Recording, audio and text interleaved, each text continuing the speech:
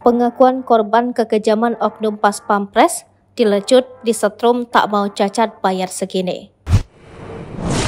Korban kekejaman oknum Pas Pampres Praka Rizwandimani alias Praka RM ternyata bukan hanya Imam Maskur.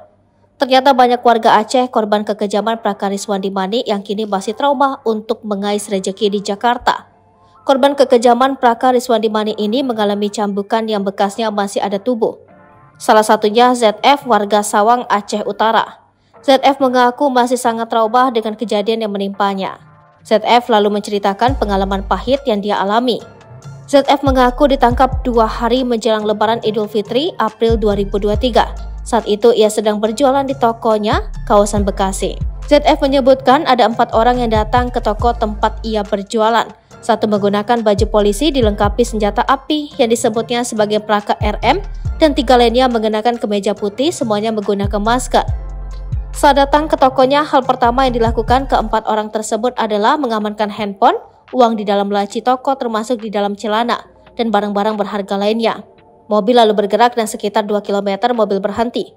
Ia dan seorang warga Aceh lainnya diperintahkan membuka baju, mata mereka kemudian ditutup dan diperintahkan tidur di bagasi belakang. Ketiga orang itu juga disuruh membuka baju dan matanya ditutup, lalu diperintahkan tidur di bagasi bersama 2 orang lainnya. Saat itulah proses negosiasi terjadi. Mereka mengancam kalau tidak ingin cacat harus ada uang 30 juta rupiah per orang. Satu persatu mereka dipanggil untuk pindah ke bagasi tengah. Disinilah mereka dieksekusi oleh Praka RM dengan melucut punggung mereka dengan kabel listrik. Saya duluan yang dipukul karena saya duluan yang ditangkap. Sakitnya luar biasa, saya berulang kali teriak takbir. Saat saya terlalu berontak, saya disetrum hingga lemas, ungkap ZF. Mereka nggak mau dengar kata-kata tidak ada uang, langsung dipukul imbuhnya. Di saat seluruh badan sudah luka-luka, permintaan uang yang awalnya 30 juta rupiah dikurangi menjadi 20 juta rupiah. ZF lalu diperintahkan menghubungi temannya untuk meminta uang, jumlahnya mereka dikte di telinga saya. Saya kasih 8 juta rupiah, itu kiriman dari kawan. Uang di ATM juga diambil, 800 ribu rupiah, juga di dalam kantong 300 ribu rupiah. Serta uang yang di laci toko, totalnya mungkin sekitar 10 juta rupiah, sebut ZF. Sementara warga Aceh lainnya yang disekap bersama ZF ada yang menyetorkan 6 juta rupiah dan yang paling besar 21 juta rupiah. ZF bersama 4 orang lainnya dilepas pukul 2 dini hari. Mereka diturunkan di pintu tol keluar terminal Kampung Rambutan.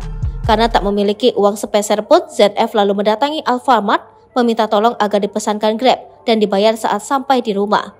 ZF mengaku sangat trauma dengan kejadian tersebut. Menurut dia, apa yang dialaminya itu adalah murni perampokan dan pemerasan.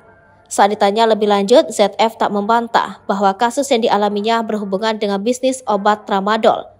ZF sendiri mengaku saat itu juga menjual tramadol, termasuk 3 orang lainnya yang ditangkap bersamanya.